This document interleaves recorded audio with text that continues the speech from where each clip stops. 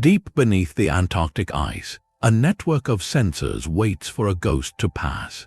That ghost is a neutrino, a fundamental particle so elusive that trillions stream through your hand every second without a trace. Yet these silent phantoms are at the heart of some of science's most bewildering mysteries. Today we are venturing into the shadows of physics to uncover 30 strange events linked to neutrinos, anomalies that challenge our grasp of reality itself.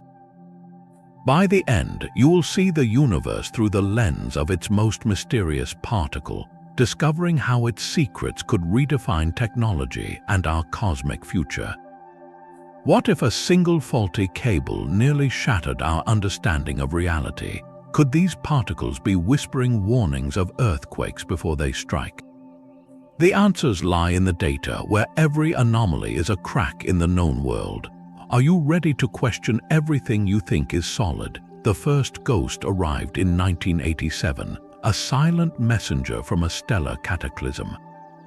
A massive star in our galactic neighbor, the Large Magellanic Cloud, had finally exhausted its fuel and collapsed in a titanic explosion known as supernova 1987A.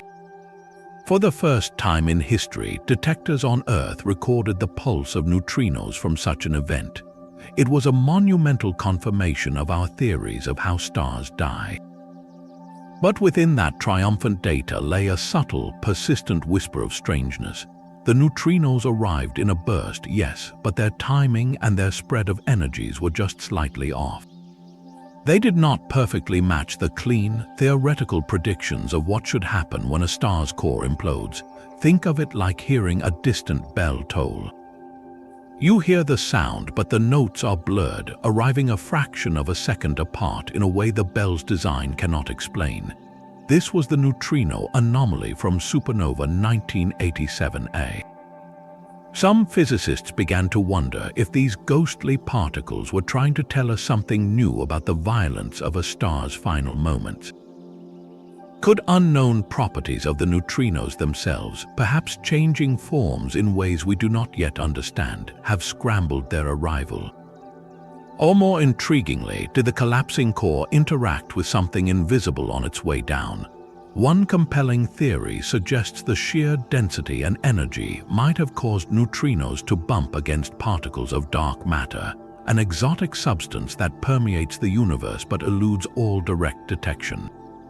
This faint irregularity in the data is a clue, a suggestion that our map of a star's death, while broadly correct, might be missing entire continents of physics. The supernova neutrinos were a message, and we are still learning how to read all the words. The faint irregularities from a dying star were just the beginning. A few decades later, neutrinos appeared to commit an act of cosmic rebellion. In 2011, a team of physicists at the Opera experiment in Italy made an announcement that sent a tremor through the foundations of science. They had measured neutrinos fired from CERN, over 450 miles away in Switzerland, arriving at their underground detector 60 nanoseconds faster than a beam of light would have. 60 billionths of a second, it seemed a tiny, almost laughable amount of time. But in the realm of physics, it was an earthquake. If true, it meant these ghostly particles had broken the universe's ultimate speed limit, the constant c in Einstein's theory of relativity, a law thought to be unbreakable. The implications were staggering. It suggested that cause and effect could be reversed, that information could be sent backward in time, unraveling the logical fabric of reality itself. The physics world erupted. Some were exhilarated by the possibility of a new paradigm, while others were deeply skeptical, convinced a mistake must be lurking in the complex machinery. What followed was a masterclass in scientific humility.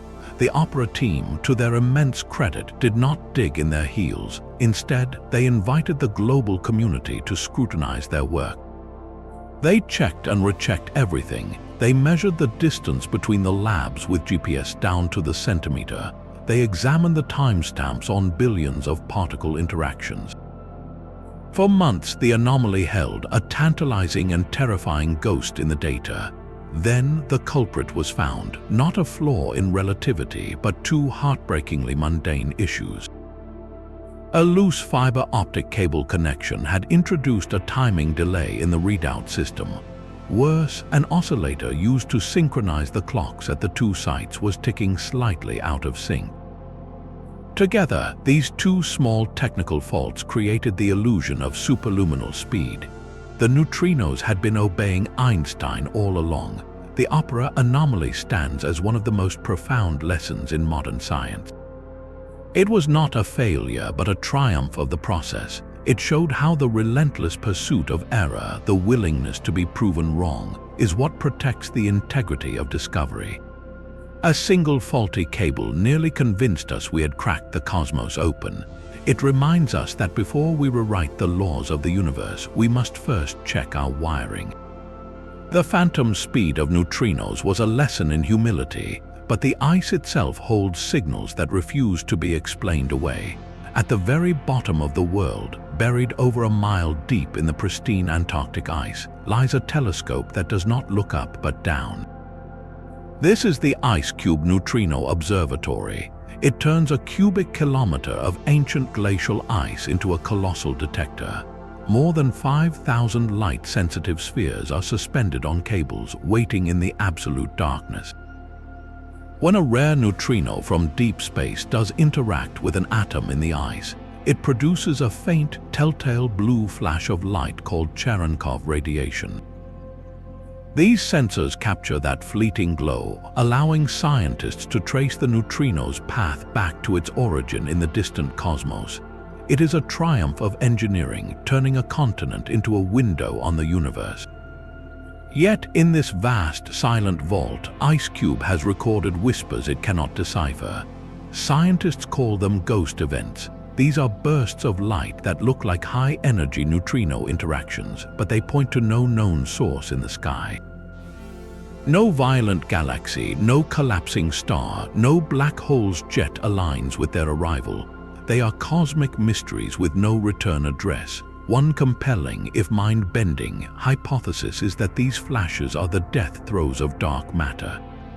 We know this invisible substance holds galaxies together, but we have never seen a particle of it. Some theories propose that dark matter could be made of incredibly heavy particles, left over from the universe's first moments. If one of these super-heavy particles were to drift into the Earth and decay inside the ice, it could release a shower of energy that looks, for all intents and purposes, exactly like a high-energy neutrino collision. IceCube, then, would not be seeing ghosts from afar, but the final moments of the universe's most abundant yet elusive substance dying quietly in the deep freeze. Other ideas are even more exotic. Could these signals be neutrinos that have taken a shortcut through hidden, curled-up dimensions of space-time, appearing in our detector without a clear path from their origin?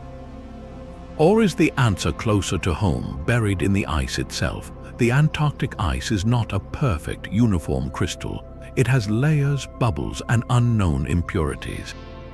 A subtle flaw or a rare mineral deposit could, under the right conditions, produce a flash that perfectly mimics a neutrino's signature. This turns the entire concept inside out. We built a telescope to see the heavens, and the ground beneath it may be talking back. Each unexplained flash is a question. Is it a crack in our model of the cosmos or a trick of the ancient ice? The South Pole has become more than a laboratory. It is a portal, and whatever is stepping through remains a silhouette. While IceCube listens for whispers in the Antarctic dark, another giant detector in Japan has been tracking a rhythm that defies the steady pulse of the cosmos. Nestled deep inside a mine in the Japanese Alps, the Super Kamiok and Observatory is a cavern filled with 50,000 tons of ultra-pure water, watched over by 13,000 golden eyes, photomultiplier tubes waiting for the telltale blue flash of a neutrino. For decades, it has precisely counted the neutrinos streaming from our sun and those created when cosmic rays strike our atmosphere. Its data is the bedrock of modern neutrino physics. Yet within this mountain of flawless data, scientists found a faint, repeating wobble. the detection rate of certain atmospheric neutrinos appears to rise and fall with the seasons. It is a tiny signal, a variation of just a few percent, but in a machine built for ultimate precision, it is an anomaly that ticks like a clock. Why would the universe's most aloof particles care if it is summer or winter on Earth?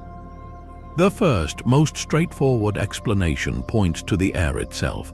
Our atmosphere is not a static shell, it breathes. It expands and contracts with the seasons, becoming slightly denser in the winter and thinner in the summer. Since atmospheric neutrinos are born from cosmic ray collisions with air molecules, a denser atmosphere means more collisions and potentially more neutrinos. It is a logical, almost comforting answer, but the data from Super Kamiok and suggests this atmospheric change alone may not fully account for the subtle seasonal swing. The wobble persists, prompting a look deeper, literally, into our planet. Could the journey through the Earth itself be changing the neutrinos? As they pass from one hemisphere to the other, these particles travel through thousands of miles of rock, magma, and the planet's dense iron core. Some theorists wonder if the Earth's internal structure, with its varying densities and compositions, might subtly influence neutrino behavior in a way that changes with our planet's slightly elliptical orbit. When Earth is closer to the Sun in January, is the journey different than in July? Or perhaps the answer is not in the rock, but in the invisible magnetic field that shrouds our world. The solar wind, a constant stream of charged particles from the Sun, buffets Earth's magnetic field, compressing it on the side facing the Sun. This dynamic shield is constantly in flux, and its strength and configuration change with seasonal solar activity. While neutrinos themselves have no charge and should ignore magnetic fields completely, what if their journey is altered indirectly? Could the magnetic field affect the cosmic rays that create the neutrinos in the first place, or influence other particles in the atmosphere that the neutrinos might interact with on their way down? It is a chain of possibilities where a small effect at the beginning could ripple into a detectable signal at the end. The seasonal variation is a whisper of a connection, a hint that the neutrino story is not written solely in the vacuum of space, but is also edited by the planet it passes through. It suggests that to truly understand these cosmic ghosts, we must also understand the living, breathing, magnetic world they flit through unnoticed. This tiny, rhythmic anomaly reminds us that even the most fundamental particles are not isolated. They are part of a dynamic, interconnected system where the Sun, the seasons, and the Earth's beating heart all leave their faint, indelible mark. The steady, seasonal wobble detected in Japan is a whisper of influence from our planet, but to find a true scream of new physics, we must shrink our focus to a single, unstable particle. In a laboratory, scientists do not watch neutrinos directly for this clue, but instead study a heavier, short-lived cousin called the muon. When you place a muon in a powerful magnetic field, it does not simply sit still. It wobbles or precesses like a spinning top beginning to tilt. The precise speed of this wobble, known as its magnetic moment, is one of the most exquisitely calculated numbers in all of physics. The Standard Model, our rulebook for particles and forces, predicts this wobble down to many decimal places. For decades, experiments have tried to match that prediction with reality. And they cannot. There is a tiny, persistent gap. The muon in the real world wobbles just a little bit faster than the theory says it should. This is the anomalous magnetic moment, and it is one of the strongest hints we have that our rulebook is incomplete. Imagine you are a master clockmaker. You build a perfect watch according to all known principles of gear and spring design. Yet when you wind it, the second hand ticks consistently, undeniably, a fraction of a second too fast. Something is inside the mechanism that your blueprints do not account for. For the muon, that something could be invisible particles flickering in and out of existence around it. In the quantum world, empty space is not empty. It is a seething foam of virtual particles that pop into and out of existence for fleeting instants. the muon's wobble is sensitive to this quantum foam. The discrepancy suggests there are particles in that foam that our standard model does not know about, particles that briefly interact with the muon and tweak its spin. This is where neutrinos enter the story as prime suspects. Could there be a new, fourth type of neutrino, a sterile neutrino that interacts only through gravity, dancing in that quantum foam? Or perhaps the neutrinos we already know carry a subtle, new force that only manifests in these incredibly precise conditions. Each possibility is a doorway to a hidden wing of the universe. Solving this wobble is not just about fixing a calculation, it is about catching a ghost in the act of altering reality on the smallest scale. It tells us that the next revolution in physics may not be found in a colossal explosion light years away, but in the almost imperceptible shudder of a single particle in a magnetic field, a shudder that neutrinos may have helped to create. Deep beneath the Gran Sasso mountain in Italy, another experiment has been counting flashes of light for over 2 decades. The Dama/Libra experiment does not look for cosmic neutrinos, but for something even more elusive, the particles of dark matter. Its method is deceptively simple. It uses ultra-pure crystals that give off a tiny flash or scintillation when a particle hits them. Shielded by a mile of rock from cosmic rays, the detector waits for the gentle bump of a dark matter particle drifting through our galaxy. For years, the team has reported a signal that pulses with a striking, undeniable rhythm. The rate of these flashes rises and falls in a perfect annual cycle, peaking around June 2nd and dipping around December 2nd. This is exactly the pattern you would expect if our solar system were moving through a halo of dark matter. As Earth orbits the Sun, it alternately moves into and with the galactic dark matter wind, changing the apparent speed of the particles hitting the detector. It is a beautiful, compelling story. There is only one profound problem. No other experiment in the world has been able to confirm this signal using entirely different methods and materials. The physics community is fiercely divided. Some believe Dama has found the first direct evidence of dark matter. Others are convinced the signal must be caused by something more mundane, a systematic effect tied to the changing seasons. Could the culprit be neutrinos, as we learned from Super Kamiok, and low-energy neutrinos from the Sun and atmosphere also flood the detector? Their numbers change slightly with the Earth's distance from the Sun and the temperature of the atmosphere. One provocative interpretation is that these common neutrinos, through some new, unknown interaction with the crystals, are creating the annual modulation. They would be cosmic ghosts wearing a dark matter mask. Another possibility is even more transformative. What if dark matter itself interacts with normal matter through a new force, one that also involves neutrinos? In this blurred picture, the signal is not purely dark matter or purely neutrino, but a glimpse of a hidden conversation between the two. The Dama anomaly is a decades-long standoff, a signal that refuses to go away but also refuses to be independently verified. It represents the messy, contentious frontier of discovery, where a single, persistent rhythm can either be the heartbeat of a new universe or the echo of a misunderstood season.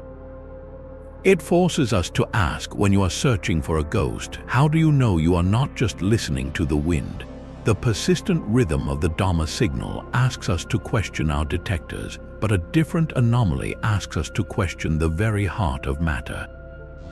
Every second, the world's nuclear fission reactors produce a staggering number of antineutrinos, the antimatter twins of ordinary neutrinos. These particles stream out from the radioactive decay of fission products, and for decades, physicists have calculated precisely how many should emerge from a given reactor core. The math is solid based on our deep understanding of nuclear physics. Yet when experiments around the globe point their detectors at these power plants, they all tell the same strange story. They consistently measure about 6% fewer antineutrinos arriving than the equations predict. This is the reactor antineutrino anomaly, a missing piece of a ghostly puzzle. It is not a fluke from one lab. It is a repeated, stubborn deficit seen across different reactors and different detectors. Imagine you are a baker following a perfect recipe for a dozen cookies. You combine the ingredients with flawless precision, but every single time you open the oven, 2 cookies are simply gone. The recipe says they should be there, the dough was weighed correctly, but the result is always short. That is the baffling consistency of this anomaly. The antineutrinos are being created according to all our nuclear data, but a fraction of them seem to vanish on their short journey from the reactor core to the nearby detector. So where do they go? One of the most thrilling possibilities is that they are not vanishing, but changing into something our instruments cannot see. This is the sterile neutrino hypothesis. The idea proposes a 4th flavor of neutrino, one that is even more ghostly than the 3 we know. Ordinary neutrinos, while elusive, do occasionally interact via the weak nuclear force, which is how we detect them at all. A sterile neutrino would feel only the tug of gravity. It would be a true phantom passing through our detectors and the entire Earth as if they were not even there. The reactor anomaly suggests that some of the antineutrinos might be oscillating or transforming into these sterile neutrinos before they reach the sensor, effectively becoming invisible to it. This would explain the 6% deficit, but the implications reach far beyond a reactor hall. If sterile neutrinos exist, they are prime candidates for the mysterious dark matter that binds galaxies together. More than that, their existence could be a key that unlocks doors to other dimensions. Some theoretical models suggest sterile neutrinos might be able to travel or leak into hidden, curled-up dimensions of space-time that are part of our universe but inaccessible to us before leaking back out. In this view, the missing antineutrinos are not lost. They are just taking a brief detour through the cosmic architecture.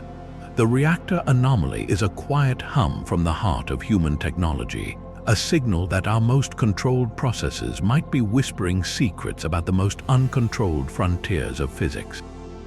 It turns a power plant into a portal, suggesting that the answer to a universal mystery may be flickering in the steady glow of a nuclear core. The sterile neutrino is a ghost of a ghost, but sometimes the phantoms reveal themselves by changing masks. After the profound embarrassment of the faster-than-light claim, the opera collaboration returned to its core mission with renewed rigor. Their goal was to capture a direct, undeniable image of a neutrino in the act of transformation. They fired a beam of muon neutrinos from CERN, under the Alps and across the Italian countryside, toward their detector 730 kilometers away. The journey through the solid rock of the Earth is not a passive trip, it is a crucible. According to the established theory of neutrino oscillation, some of those muon neutrinos should morph into their heavier, much rarer cousins, tau neutrinos, along the way. Catching one is like photographing a specific snowflake in a blizzard that is also invisible.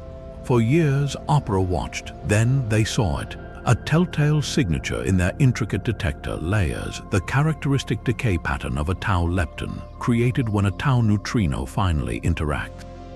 It was the first direct observation of this long-distance metamorphosis, a monumental confirmation of quantum weirdness on a geographic scale.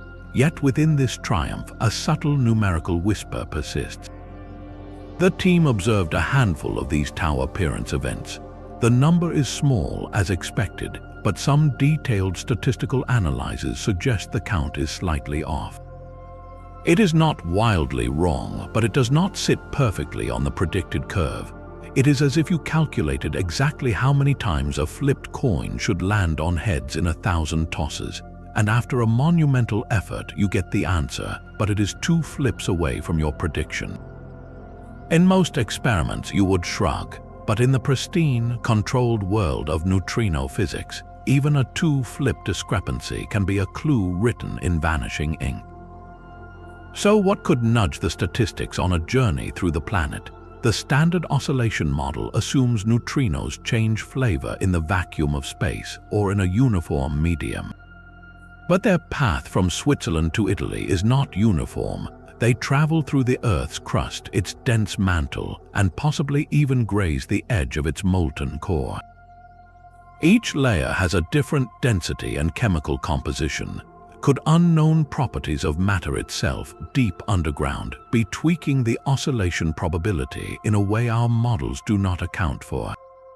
This is the idea of non-standard interactions. Perhaps neutrinos are not just oscillating among themselves, but having faint, fleeting conversations with the quarks inside the rock they pass through, conversations governed by forces outside our standard model. These whispers could slightly accelerate or delay the transformation process, changing the final tally at the detector. Alternatively, the answer might lie in the neutrino's own mysterious masses. The oscillation math depends on the precise, tiny mass differences between the three neutrino types. If those masses are not exactly what we think, or if there is a fourth, sterile neutrino subtly influencing the mix, the predicted number of tau appearances would shift. Opera Hard 1 data, born from the ashes of a prior anomaly, now poses a quieter, more technical puzzle. It suggests that to fully understand the ghost's transformation, we must also understand the hidden geology of the stage it passes through. The solid ground beneath our feet may be whispering secrets to particles that treat it as nothing but empty space.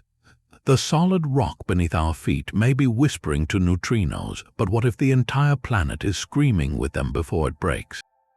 This leads us to one of the most controversial and potentially life-saving ideas in neutrino science. For decades, a fringe but persistent line of research has suggested a strange correlation. Bursts of low-energy neutrinos seem to spike in the days and hours before major earthquakes and volcanic eruptions. The concept is audacious. Could these ghost particles, born from the deepest decays of radioactive elements in the Earth's mantle and crust, be acting as a subterranean smoke alarm?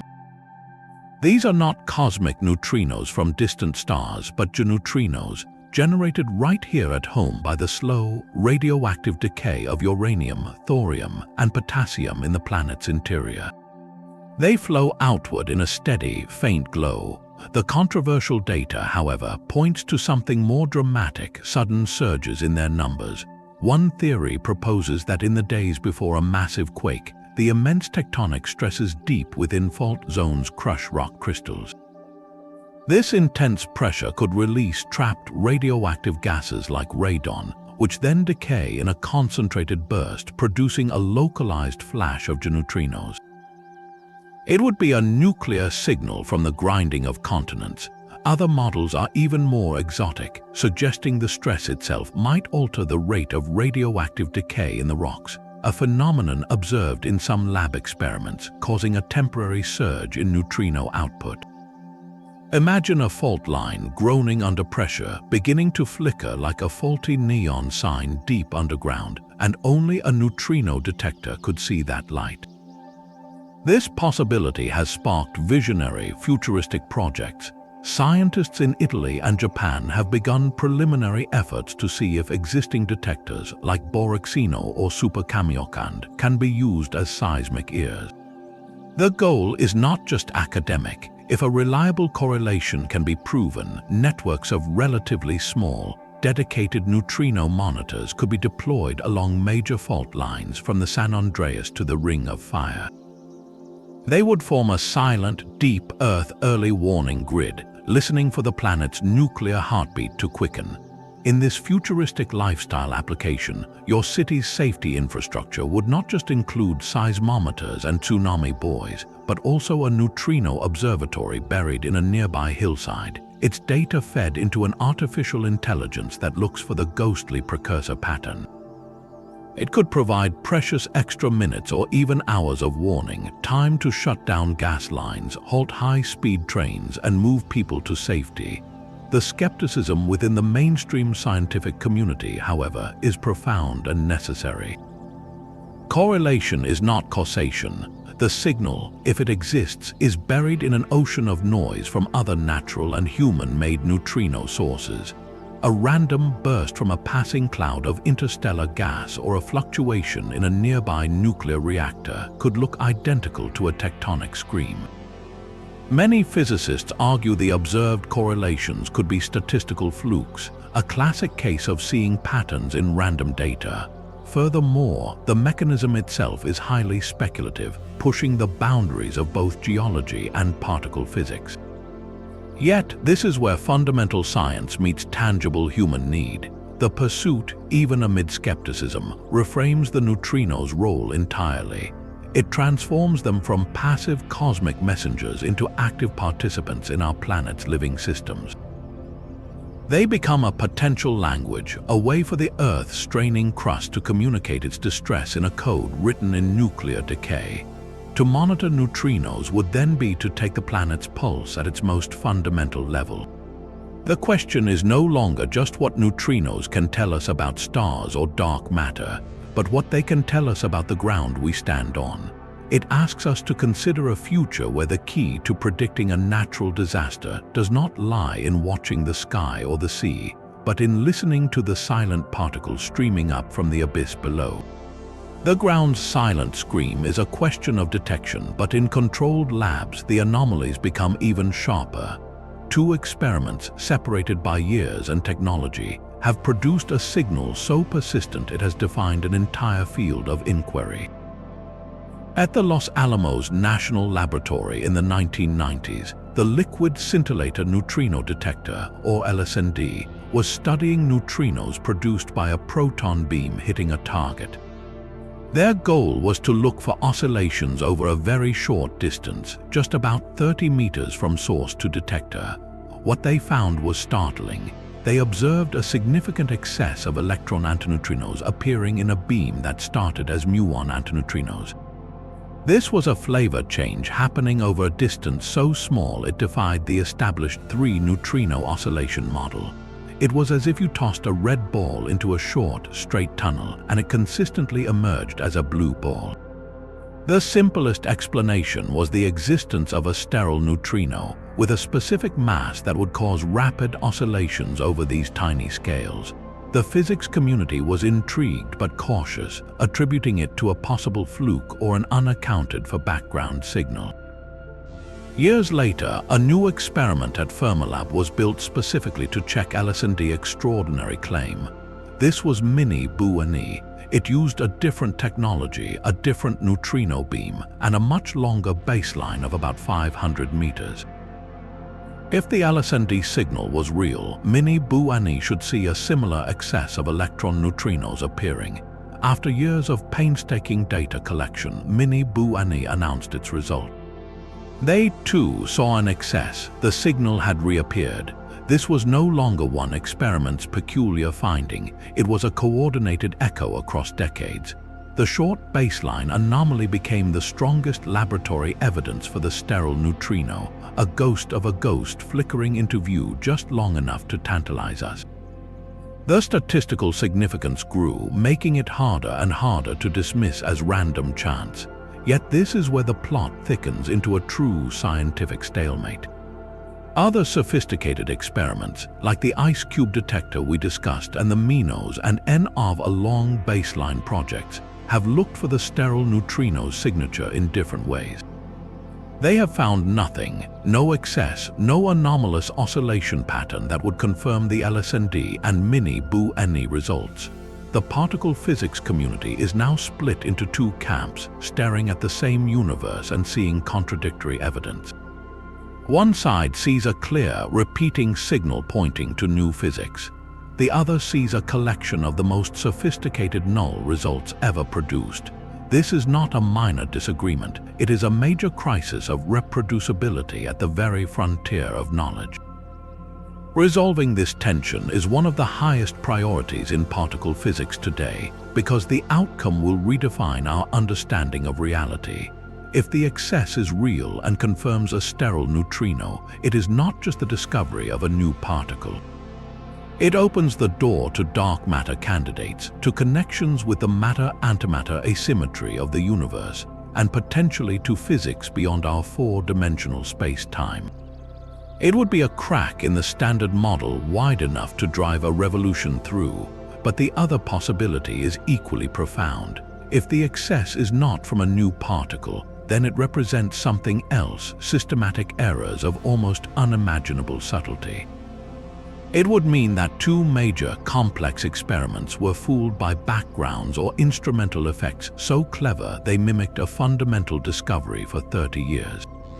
Unraveling that would be a monumental lesson in experimental humility, teaching us new depths of caution in how we build our machines and interpret their whispers. Either way, the short baseline anomaly is a fork in the road, and down each path lies a radically different future for physics. The sterile neutrino standoff plays out in controlled beams, but the universe itself can stage a far more dramatic coincidence. In September 2017, an alarm sounded in the ice cube control room at the South Pole. A single, spectacularly energetic neutrino had slammed into the Antarctic ice. This was no ordinary ghost. It carried over 290 trillion electron volts of energy, making it one of the most powerful neutrinos ever recorded. IceCube's sensors traced its incoming path back to a patch of sky in the constellation Orion. Within moments of the alert, a call went out to telescopes across the globe and in space. Point your instruments here now. What they found in that exact direction was not a quiet corner of the cosmos. It was a monster, a blazar known as TXS 0506+056. A blazar is the heart of a distant galaxy, centered on a supermassive black hole billions of times heavier than our Sun. This black hole is not quiet, it is actively feeding, and as matter spirals into the abyss, it gets heated to unimaginable temperatures and blasted out in two opposing jets of radiation and particles traveling at nearly the speed of light. One of those jets, by pure chance, was pointed directly at Earth, and at that very moment the blazar was in a state of violent eruption, its gamma-ray output flaring brilliantly.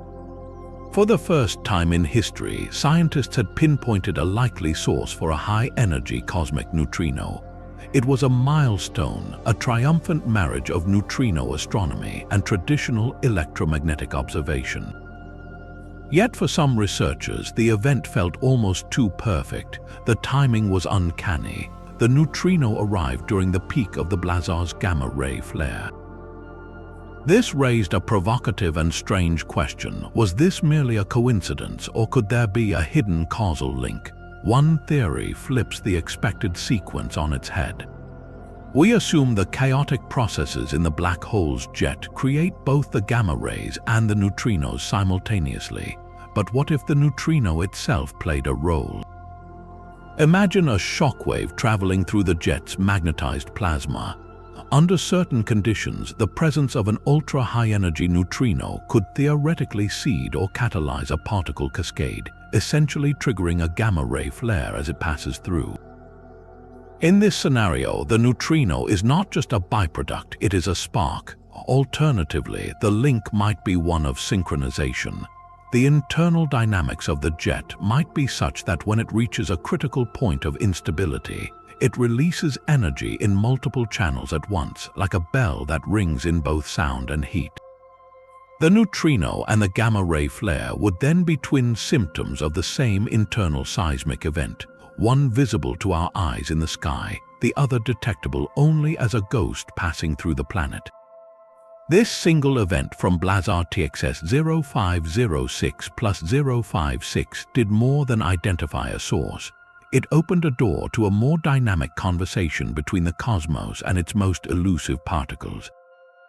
It suggests that neutrinos might not just be silent witnesses to cosmic violence, but active participants in it, their arrival sometimes ringing the bell that signals a cataclysm has just reached its crescendo billions of light years away.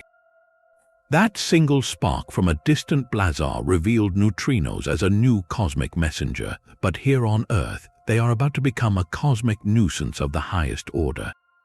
The quest to find dark matter is entering its most sensitive phase, with detectors buried deep underground, shielded from cosmic rays, waiting for the gentle bump of a dark matter particle. Yet as these instruments become exquisitely more sensitive, they are approaching a strange and inevitable horizon, a point where their greatest enemy will not be human-made radiation or cosmic rays, but the ghosts we have been discussing all along. This is the neutrino flaw. It is not a physical barrier, but a theoretical limit, a wall of background noise made entirely of neutrinos from the sun and the atmosphere. These neutrinos, through a process called coherent neutrino nucleus scattering, will interact with the atoms in the detector in a way that is, for all practical purposes, indistinguishable from the interaction of a hypothetical dark matter particle. Imagine you are in a silent room listening for the faintest whisper. You eliminate every source of sound, the traffic outside, the hum of the electricity, even your own heartbeat. But just as you achieve perfect silence, you realize the room is filled with a uniform, inescapable hiss, the sound of air molecules themselves bouncing off the walls. That hiss is the neutrino flaw. You cannot shield against it because neutrinos pass through everything. At a certain sensitivity, your dark matter detector will simply be counting neutrinos, and the signal you are searching for will be lost in that steady, natural static. This presents a profound and strange dilemma for physics. The neutrino flaw represents the point where our most advanced technology, built to find the universe's most elusive substance, is blinded by a different kind of ghost. It is a fundamental limit written into the laws of nature, but where there is a limit, human ingenuity sees a challenge. The race is now on to develop technologies that can see under this flaw, to distinguish the neutrino hiss from the dark matter whisper. One futuristic approach is directional detection. The idea is brilliant in its simplicity. While both neutrinos and dark matter particles would cause a tiny recoil in an atom, the direction of that kick could be their fingerprint. Solar neutrinos, for instance, come overwhelmingly from the direction of the sun. Dark matter, on the other hand, should flow in from the direction of the constellation Cygnus as our solar system moves through the galactic halo. If a detector could not only sense the recoil but also map its three-dimensional direction, it could filter out the sun-aligned neutrino events and look for the ones coming from the galactic wind. Building such a detector is a monumental engineering task, requiring the ability to track the path of a single atom's recoil over a microscopic distance. Another path involves quantum sensors that can read more than just the energy of a collision. They might detect the specific quantum signature of the interaction, the way the atom's spin is altered, or the specific frequencies of light emitted. Each particle, in theory, could leave a slightly different quantum fingerprint in the detector material. Researchers are also looking to artificial intelligence, training sophisticated algorithms on simulations of billions of possible interactions, hoping the AI can spot subtle, complex patterns in the data that human physicists would miss, patterns that separate a neutrino's nudge from a dark matter particle's touch. The neutrino flaw, therefore, is not just a dead end, it is a strange and powerful driver for innovation. It forces us to move from simply listening more carefully to listening more intelligently. It compels us to invent a new sense altogether, one that can hear the difference between two kinds of silence. In this way, the ghostly neutrino, the very particle that could hide dark matter from us, is also the entity pushing our technology toward a future we can barely conceive. The neutrino flaw is a wall of whispers we must learn to hear through, but to do that, we first need to understand the whisper itself. That means firing neutrinos directly at the heart of matter and watching what happens. In labs like Fermilab, scientists do exactly this, aiming intense beams of neutrinos at sophisticated targets filled with different materials, from mineral oil to dense metals. These experiments, with names like Mini-BUNI and Mine-RVA, are designed to study a fundamental process called neutrino nucleus scattering. The idea is straightforward: send a ghost to hit a tiny, dense atomic nucleus and see how it bounces off. The results, however, are anything but straightforward. The data shows persistent discrepancies, a strange mismatch between how often these interactions should occur according to our best theories and how often they actually do. It is as if you were an expert billiards player calculating the exact angle a ball will ricochet off the cushion, but every time you take the shot, the ball comes off at a slightly different, unpredictable angle. The table itself seems to be changing its rules. One of the biggest challenges is that an atomic nucleus is not a simple, solid billiard ball. It is a chaotic, seething hive of protons and neutrons, all held together by the strong nuclear force, with a quantum soup of virtual particles constantly flickering around them. Our theoretical models of this environment are incredibly complex, and when a neutrino with just the right energy comes along, it does not always hit the nucleus as a whole. Sometimes it interacts with a single proton or neutron inside, sometimes with a paired-up couple of them, and sometimes with the entire collective nucleus at once. The data from these scattering experiments suggests our models of this nuclear chaos are incomplete. We may not fully understand how the nucleus responds when a ghost taps it on the shoulder.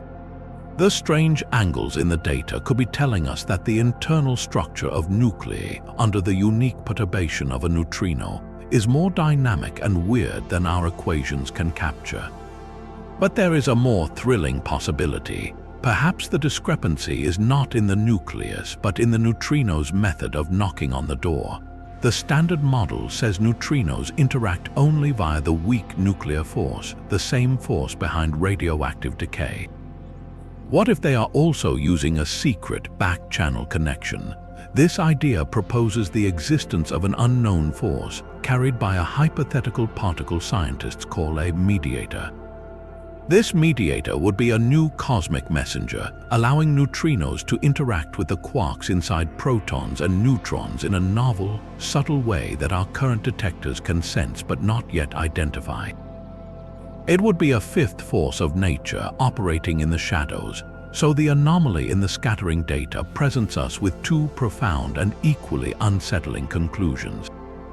Either our understanding of the atomic nucleus, the very core of all visible matter, is fundamentally flawed when viewed through the lens of a neutrino, or our understanding of the neutrino itself is incomplete, and it is communicating with matter through a hidden channel we have yet to discover. Each unexplained bounce of a neutrino off a nucleus is a direct challenge, forcing us to choose between rethinking everything we know about the heart of an atom or everything we know about the ghost that passes through it. Our understanding of the atomic nucleus is challenged by every anomalous bounce, but to find the purest test of neutrino behavior, we must look not to a laboratory target, but to the ultimate fusion reactor in the sky. The Borexino experiment, nestled deep under the Italian Apennine Mountains, achieved something almost miraculous. It became a silent listener to the sun's very heartbeat. Shielded from cosmic rays by 1,400 meters of rock, its core is a sphere of ultra-pure liquid scintillator, so exquisitely clean that it can detect the faintest whispers of light. For over a decade, Borexino did not just count solar neutrinos, it performed a spectral analysis, measuring their precise energies with a sensitivity never before achieved. It was like training a perfect musical ear on the sun, able to distinguish every individual note in its neutrino song. The data it collected is a masterpiece of precision, a direct readout of the proton-proton fusion chain that powers our star. And within that masterpiece lies a subtle, unresolved dissonance. The shape of the measured energy spectrum, the distribution of how many neutrinos arrive at each specific energy level, does not perfectly align with the predictions of our standard solar models. It is not a glaring error, but a faint warble in an otherwise harmonious tune. This is the Borexino solar neutrino spectrum mystery. Think of it this way: you have a detailed blueprint for a grand piano, and you know exactly how hard each key should be struck to play a specific chord. You then record the chord from a perfect piano built to those specifications. When you analyze the recording, you find that the middle C is ever so slightly softer than the blueprint said it should be, while the G sharp beside it is a touch brighter. The chord is recognizable, beautiful even, but the individual notes are not quite in the predicted balance. So what is causing this subtle imbalance in the Sun's nuclear chord? One possibility takes us back to the ghostly nature of the neutrinos themselves. Could they possess a tiny magnetic moment? All known particles with a magnetic moment can interact with magnetic fields. Neutrinos are not supposed to have one, but if they did, even an infinitesimally small one, their journey through the Sun's intensely magnetized plasma could be altered. The Sun's chaotic magnetic fields might subtly scatter the neutrinos, changing their energies in a way that distorts the final spectrum we measure on Earth. It would mean these neutral ghosts are not entirely indifferent to magnetic forces, a revolutionary idea in itself. Another line of thought looks deeper into the solar furnace.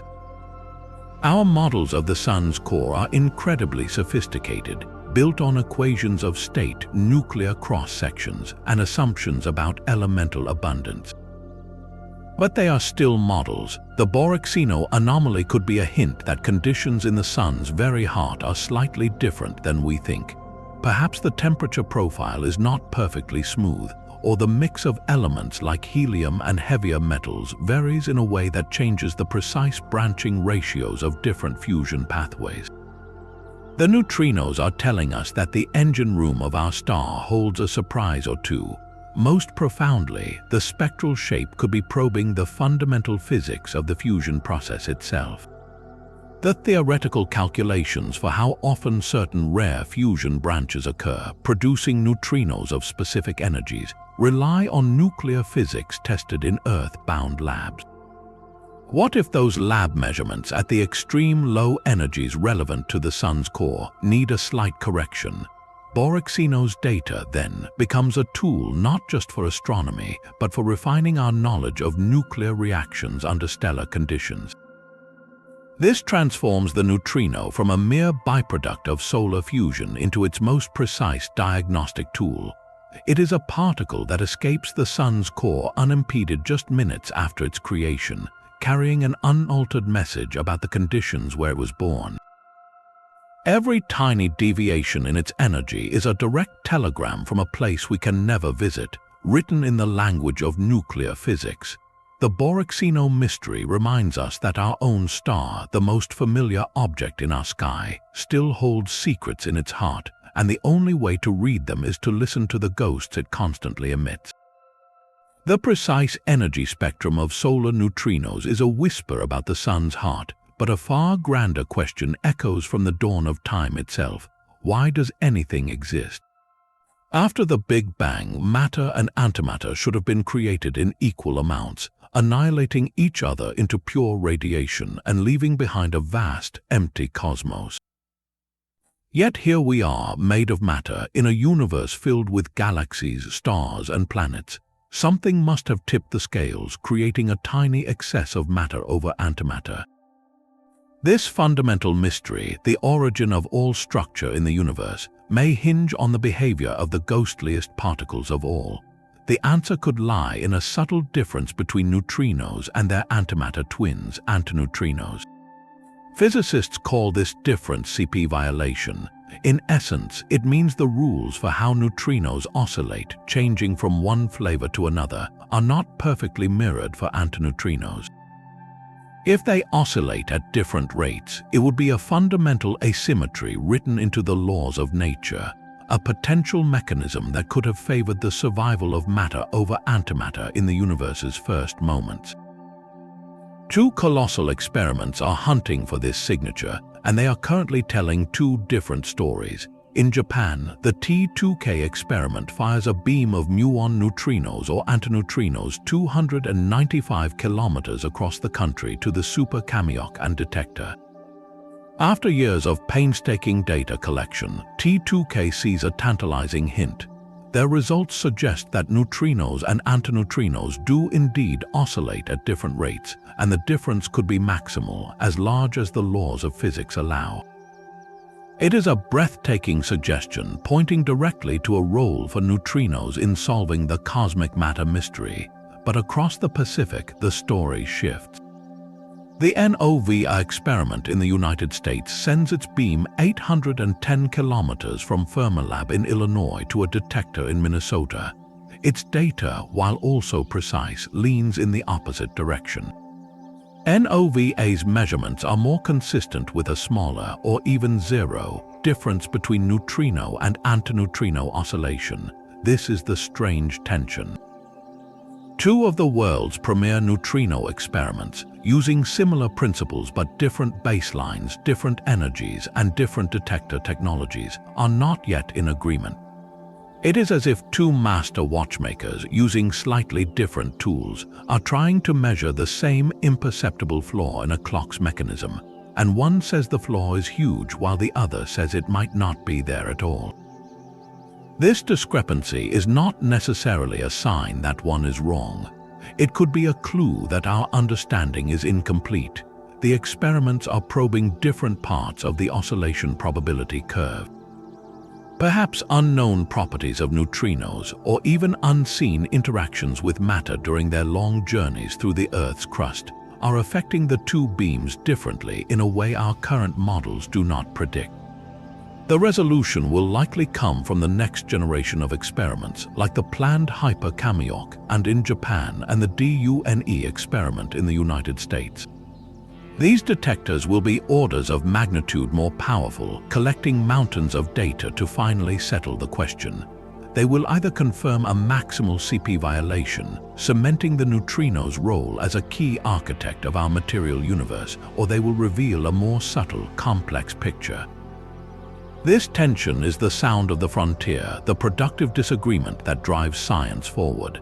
It reminds us that the answer to why we exist at all may currently be trapped in the data of two giant machines, each listening for a ghostly whisper that tells a slightly different version of the same cosmic story. The search for CP violation measures how neutrinos dance, but to understand their true nature we must weigh the dancers themselves.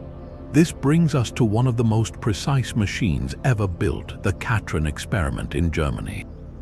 Its goal is deceptively simple: to measure the mass of a neutrino, not an average or a limit, but a direct model-independent number. It does this by studying the beta decay of tritium, a rare radioactive form of hydrogen. When a tritium nucleus decays, it spits out an electron and an antineutrino. The energy of that decay is shared between them. By measuring the very highest energy electrons produced with exquisite precision, Katrin can deduce how much energy the antineutrino carried away, and from that calculate its mass. It is like weighing a shadow by measuring the light around it with a scale sensitive to a single grain of sand. The entire apparatus is a masterpiece of engineering, a 70-meter-long vacuum system kept at a temperature near absolute zero to eliminate any thermal noise. For years, Katrin has been collecting data, narrowing down the possible mass of the neutrino to a tiny window. But within this pristine data, scientists noticed a curious bump. In the spectrum of electron energies, right at the high energy endpoint where the signal is most crucial, there appeared a slight, persistent excess of electrons. It was not a dramatic spike, but a small, anomalous hum in an otherwise smooth curve. The immediate and most probable explanation is a combination of statistical fluctuation and some subtle, unaccounted for systematic effect within the incredibly complex apparatus. Perhaps a tiny impurity in the tritium source, or a minute imperfection in the magnetic fields that guide the electrons. The team continues to analyze and refine, knowing that in precision physics, the ghosts are often in the machine. Yet the tantalizing alternative is almost too exciting to ignore. What if that small bump is real? What if it is not noise but a signal of something entirely new? One compelling hypothesis is that it could be the fingerprint of a heavy sterile neutrino.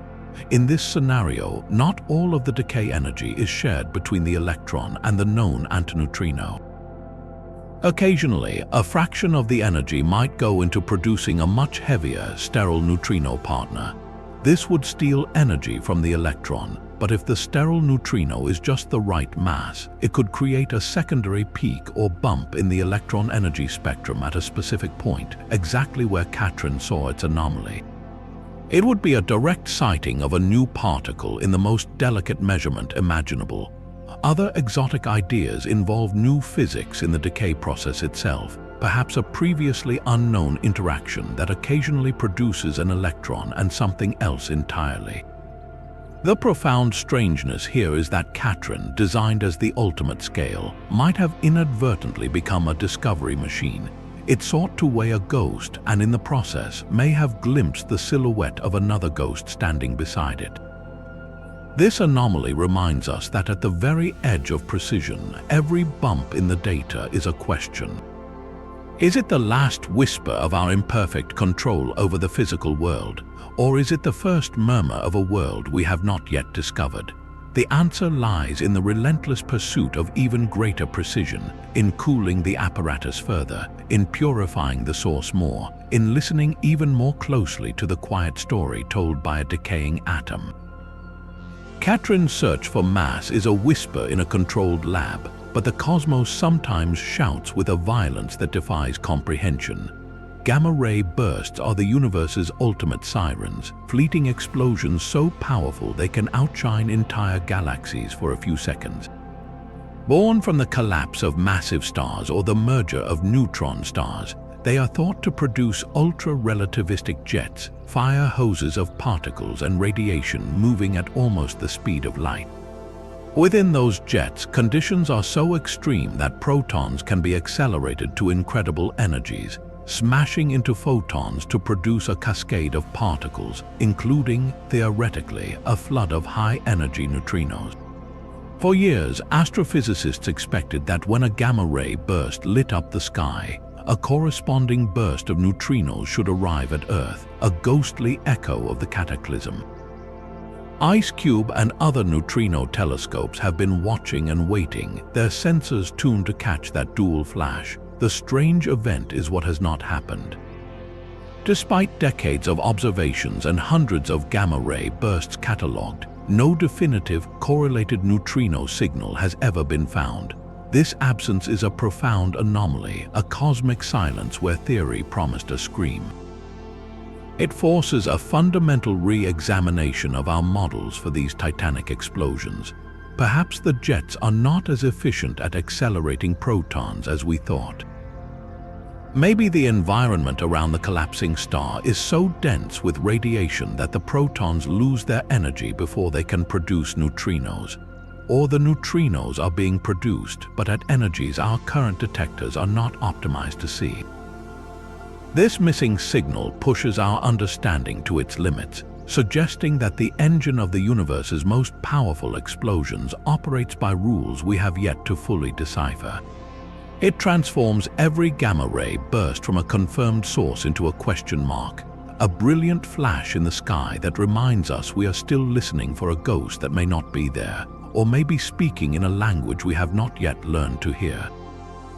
High above the frozen expanse of Antarctica, a balloon the size of a football stadium drifted silently on the stratospheric winds. Suspended beneath it was Anita, the Antarctic Impulsive Transient Antenna, an array of radio antennas listening not for sound but for the faintest crackle of static. Its mission was to hunt for the most energetic neutrinos in the universe by detecting the radio waves they produce when they interact with the ice. For weeks, it circled the continent, its ears tuned to the whispers of the cosmos. Then it heard two screams that defied all logic. The signals it captured were the unmistakable signature of ultra-high-energy neutrinos, particles with energies millions of times greater than those produced in our largest particle colliders. The impossible part was their direction. They were not coming down from the sky. They were coming up straight through the solid body of the Earth. This is the Anita anomaly, and it represents a direct challenge to our understanding of how matter and energy behave. Think of the Earth as a colossal wall of lead, thousands of miles thick. An ordinary neutrino, our familiar ghost, passes through it effortlessly, but an ultra-high-energy neutrino is a different beast entirely. At such phenomenal energies, the probability that it will interact with matter skyrockets. For a neutrino coming from the opposite side of the planet, the Earth is not a transparent window but an impenetrable shield.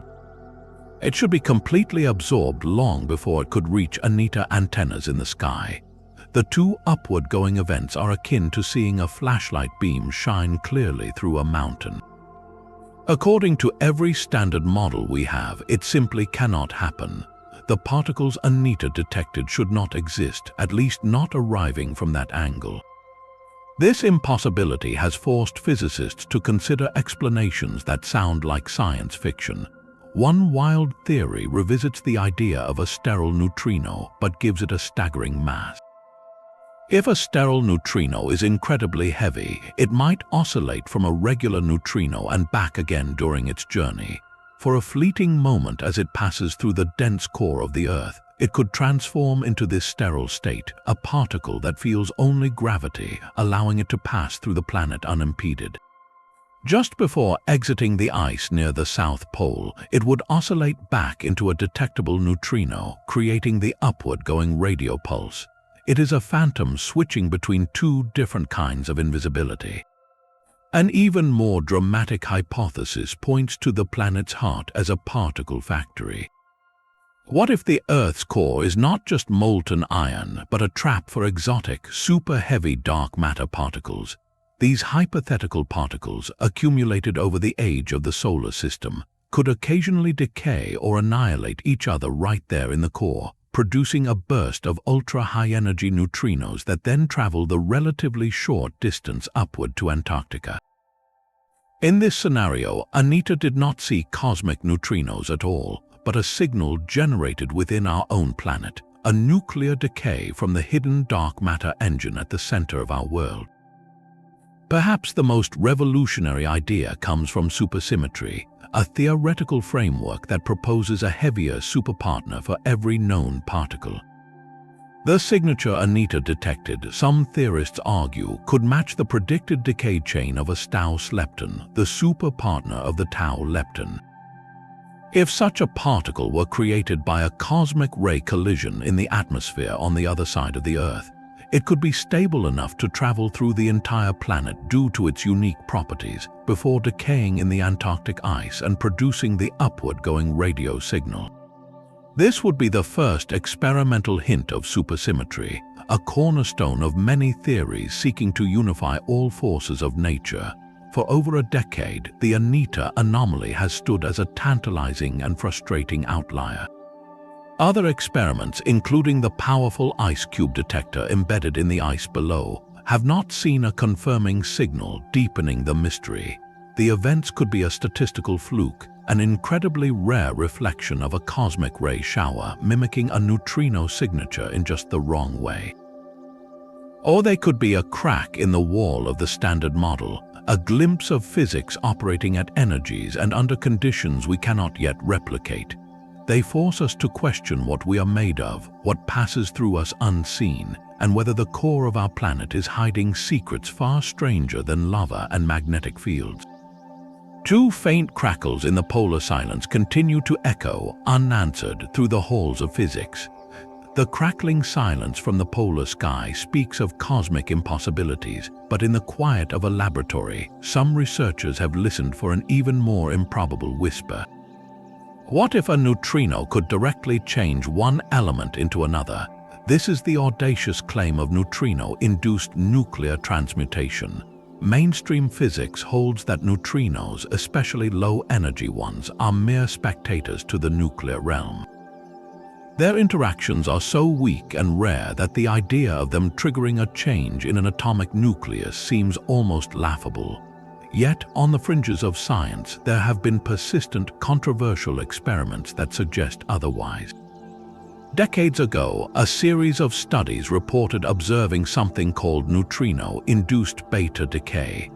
The premise was that a neutrino, by striking a nucleus with just the right energy and angle, could catalyze the transformation of a neutron into a proton, or vice versa, effectively turning one element into its neighbor on the periodic table.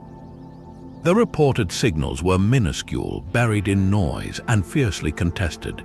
most physicists dismissed the results as statistical anomalies or unaccounted for background radiation from natural radioactive decay in the lab's own materials. The scientific principle of extraordinary claims requiring extraordinary evidence was firmly invoked, and the evidence never materialized to a convincing degree. Yet the idea never fully died. It evolved into more speculative theories about neutrino catalysis. Imagine a neutrino acting not as a bullet that smashes a nucleus, but as a subtle catalyst, like an enzymatic key that briefly unlocks a nuclear transition that is otherwise forbidden or incredibly slow. In this highly theoretical picture, the neutrino's fleeting presence could provide just enough of a nudge to the quantum forces inside a nucleus to allow a reaction to proceed. The neutrino would emerge unchanged, a true phantom catalyst, having altered matter without being altered itself. The scale of such an effect, if real, would be unimaginably tiny, perhaps one successful catalysis for every quadrillions of neutrinos that pass by. From a futuristic lifestyle perspective, however, the implications are staggering to contemplate. If such a process could ever be understood, controlled, and amplified, it would open a door to a radical new frontier of nuclear chemistry. We could design reactors that use a flood of harmless, low-energy neutrinos, perhaps from the sun or from dedicated accelerators, to gently transmute nuclear waste, turning long-lived radioactive isotopes into stable, inert elements. It would be the ultimate recycling program, not for plastics, but for the very atoms of hazardous waste. Energy production could be reimagined entirely. Instead of fission's violent splitting or fusion's intense pressure, one might envision a neutrino-catalyzed battery, where a target material slowly and safely transmutes, releasing usable energy over years or decades without the risk of meltdown or proliferation. This is not a prediction, it is a dream spun from the thinnest threads of anomaly. The mainstream scientific view remains one of profound and healthy skepticism. The forces involved are so mismatched, the probabilities so infinitesimal, that most consider it a dead end. But the history of science is also a history of dead ends that later became highways. The pursuit, even at the fringe, reframes the neutrino in a startling new role. It asks us to consider if these cosmic ghosts are not just messengers or bystanders, but potential tools, the most delicate instruments imaginable for sculpting the fundamental building blocks of reality. It is a reminder that sometimes the most revolutionary technologies begin not with a shout, but with a whisper so faint that most of the world is convinced it is only the wind. The dream of a neutrino tool fades into the faintest static of all, a whisper left over from the first moment of existence. If you could tune a radio to the very birth of the universe, past the cosmic microwave background, you would hear an even older signal, the cosmic neutrino background. This is a relic sea of neutrinos, trillions in every cubic centimeter, left to cool and wander after they decoupled from the primordial plasma, just 1 second after the Big Bang. They have been streaming through the cosmos ever since, a fossil imprint of the infant universe. Detecting this background is arguably the ultimate challenge in neutrino physics. These neutrinos are so incredibly low energy, cooled by 14 billion years of cosmic expansion, that they slip through our detectors like ghosts through a ghost. Catching one would be like trying to hear a single snowflake land in a blizzard using a microphone designed for thunder. The hunt requires not just sensitivity, but a new kind of silence. This is where the story takes a strange turn. In a tank of liquid xenon buried deep under an Italian mountain, the Xenon 1T experiment was built to find dark matter, looking for the rare flash when a particle bumps into a xenon atom. In 2020, its scientists reported something unexpected, a small but stubborn excess of low-energy events in their data. The signal was just a faint bump above the expected background noise, but it was there. The physics community buzzed with possibilities. Could it be dark matter after all, a lighter, more elusive particle than anyone predicted? or perhaps a new property of neutrinos like that tiny magnetic moment we discussed earlier. But the most tantalizing and controversial suggestion was that they might be seeing the impossible, a hint of the cosmic neutrino background itself. The idea was that these primordial neutrinos, through some unknown interaction, were leaving a faint trace in the xenon. It was a claim of monumental importance, a direct line back to the universe's first second. Yet, as with all profound claims, skepticism was immediate and fierce. Other, more mundane explanations were far more likely. The excess could have come from a tiny amount of tritium, a radioactive form of hydrogen contaminating the ultra-pure xenon. Just a few stray atoms decaying could mimic the signal, or it could be caused by neutrinos from the sun interacting in a novel way with the detector's electrons. The team itself emphasized these more probable causes, but the ghost of that first-second whisper lingered in the interpretation. This event captures the exquisite tension at the frontier. It is the story of noise so quiet it might be a signal, and a signal so profound it is almost certainly noise. The search for the cosmic neutrino background continues, with next-generation experiments planning to use different materials and techniques, hoping to filter out the mundane to hear the cosmic. That unexplained bump in the Xenon 1T data is a placeholder, a question mark written in the language of quantum flashes. It reminds us that the universe's oldest story is still being told, and its opening lines are written in particles so faint we can only guess at the shape of the letters. A faint, predictable signal from a known source should be the easiest thing in physics to measure. Yet when scientists placed a perfectly calibrated radioactive source right next to a detector, the numbers refused to add up. This is the gallium anomaly, and it unfolded not in a vast underground cavern, but in relatively modest laboratories. Two experiments, the Soviet-American Gallium Experiment, or SAGE, in Russia, and the Galax experiment in Italy, were designed to catch low-energy neutrinos from the sun. To ensure their detectors worked flawlessly, they performed a brilliant calibration check. They created intense, man-made sources of neutrinos using the radioactive decay of chromium-51 and germanium-71. These sources emitted a torrent of electron neutrinos at a precisely known rate. The scientists then placed these powerful sources directly inside or next to their tanks of liquid gallium, a sensitive material that transforms into germanium when a neutrino hits it. It was a controlled tabletop test with no cosmic mysteries involved. They knew exactly how many neutrinos were being produced every second. All the detector had to do was count them. The count came up short. Consistently across both experiments, the detectors registered only about 80 to 85% of the neutrinos the radioactive sources were known to be emitting. It was as if you poured a precisely measured liter of water into a calibrated beaker, and the beaker only showed 800 milliliters every single time. This deficit mirrored the missing antineutrinos from nuclear reactors, creating a parallel line of evidence. The beauty of the gallium experiments was their simplicity and control. There were no complex cosmic rays, no uncertainties about a star's inner workings, just a known quantity of particles and a detector built to catch them. The fact that both independent setups saw the same shortfall made it extraordinarily difficult to blame a fluke or a local experimental error. This precise, repeatable anomaly points a steady finger at the neutrino itself. The most compelling explanation, once again, is oscillation into a sterile neutrino. In this scenario, some of the electron neutrinos produced by the radioactive source oscillate into these undetectable sterile states during their incredibly short journey, mere meters or even centimeters from the source to the gallium.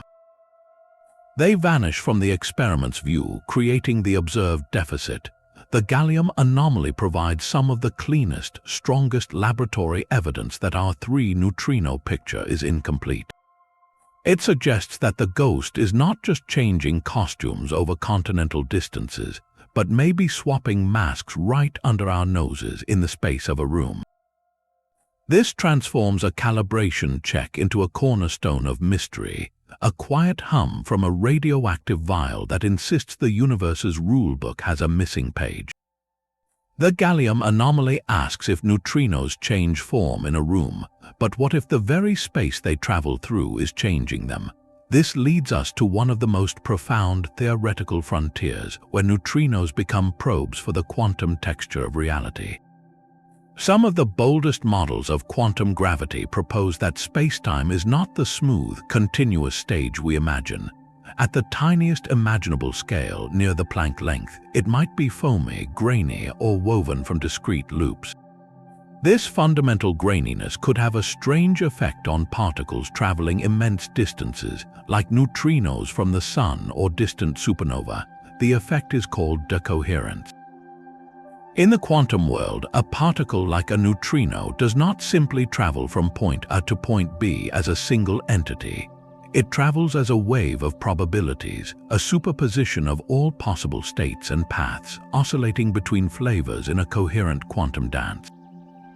Decoherence is what happens when that delicate quantum wave gets disrupted, when it interacts with its environment and loses its phase information, collapsing from a shimmering set of possibilities into a definite classical state. We see this all the time in labs where delicate quantum states are destroyed by the slightest bump from the outside world. Now, imagine the environment is spacetime itself. If the fabric of the universe has a subtle, churning foam at the quantum level, a neutrino traveling for hundreds of millions of years from a distant galaxy might gently bump against that foam. Each tiny, imperceptible interaction would blur its quantum wave pattern, just slightly scrambling the precise rhythm of its oscillations. Over astronomical distances, this could add up to a detectable signal. It would mean the vacuum of space is not empty or passive. It is an active medium with a texture so fine we need the universe's ultimate long-distance travelers to feel it.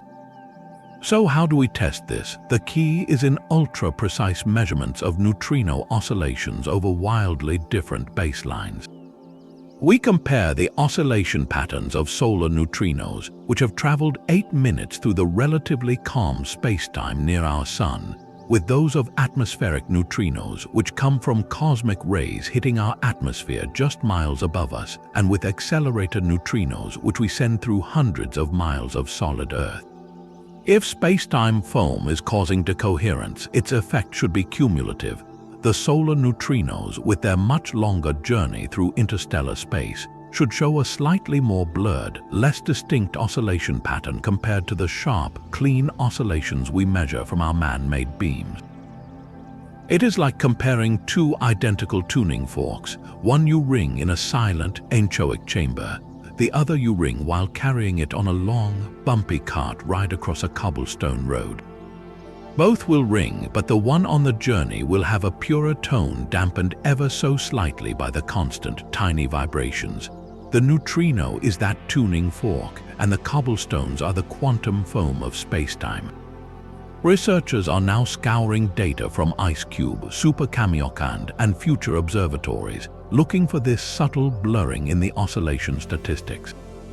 They are asking if the oscillation probabilities for cosmic neutrinos are slightly less pronounced than our terrestrial models predict. Finding such an effect would be revolutionary. It would mean that by watching a ghost change its mask, we have felt the grain of the universe's canvas. Neutrinos would become more than cosmic messengers. They would be our most sensitive fingers, tracing the invisible weave of quantum gravity itself. The quantum foam of space is a whisper of texture, but the cosmos also builds machines of staggering, focused power. Among the most precise are pulsars, the lighthouses of the galaxy. These are neutron stars, the collapsed cores of dead suns, spinning hundreds of times per second. With each rotation, they sweep a beam of radio waves and other radiation across space, creating a metronomic flash visible across light years. Their magnetic fields are the strongest in the known universe, trillions of times more powerful than Earth's. This combination of rapid spin and unimaginable magnetism creates a natural particle accelerator of cosmic proportions. Charged particles trapped in these fields are whipped to velocities approaching the speed of light, and where you have ultra-relativistic particles colliding with intense magnetic fields or dense radiation, theory predicts you should also get a byproduct, a focused beam of high-energy neutrinos. This would be a neutrino lighthouse, a steady, rhythmic pulse not of radio waves, but of the universe's most elusive particles shining from the heart of a stellar corpse. Detecting such a signal would be transformative. It would give us a direct line of sight into the pulsar's violent engine room. Our telescopes see the flash of radio waves and gamma rays from the surface and the magnetosphere, but neutrinos would come from deeper, from the regions where particles are being accelerated to their extreme energies. They would tell us about the physics of acceleration in an environment we could never hope to recreate on Earth. The strange event here is not an anomaly in data, but a profound absence waiting to be filled. We have not yet definitively seen a pulsar's neutrino beam. The task is immense, as these beams would be faint compared to the torrent from a supernova or a blazar flare, requiring even more sensitive next-generation telescopes. Yet the hunt is on because the payoff is a new map of the sky. Imagine a future neutrino observatory 10 times larger than Ice Cube, embedded in the deep sea or the Antarctic ice. Instead of just catching random cosmic ghosts, it begins to chart steady sources. On that map, certain coordinates would pulse with a regular, predictable rhythm, exactly matching the spin of known pulsars. We would have identified the universe's permanent particle accelerators. These neutrino lighthouses would become fundamental tools for physics. By analyzing the energy spectrum of their beams, we could probe the mechanisms of particle acceleration at energies far beyond our largest colliders. We could test how matter behaves in magnetic fields of impossible strength. They could even serve as cosmic calibration points, their precise timing helping us build a neutrino-based navigation system for the galaxy, a ghostly GPS for future interstellar travel. The pulse of a spinning star would then be more than a celestial curiosity. It would be a beacon illuminating the laws of physics at their most extreme. The angle of arrival tells a story of distance and transformation. When a cosmic ray from deep space strikes the upper atmosphere, it spawns a cascade of particles, including neutrinos. Some of these atmospheric neutrinos are created directly above a detector and plunge straight down, a journey of just 20 kilometers. Others are born on the opposite side of the planet and must travel upward, traversing nearly 13,000 kilometers of solid rock to reach the sensor. This angle, measured from directly overhead, is called the zenith. By meticulously counting neutrinos from every direction, experiments like Super Kamiok and can map a three-dimensional picture of neutrino oscillation over distances ranging from a few dozen to thousands of miles. The data paints a beautiful, coherent arc, confirming that neutrinos change flavor as they travel. But when scientists overlay their precise theoretical predictions onto this map, they find subtle wrinkles in the fabric. The distribution of neutrinos across different zenith angles shows slight, persistent deviations. The number coming straight down or straight up is not quite what our equations say it should be.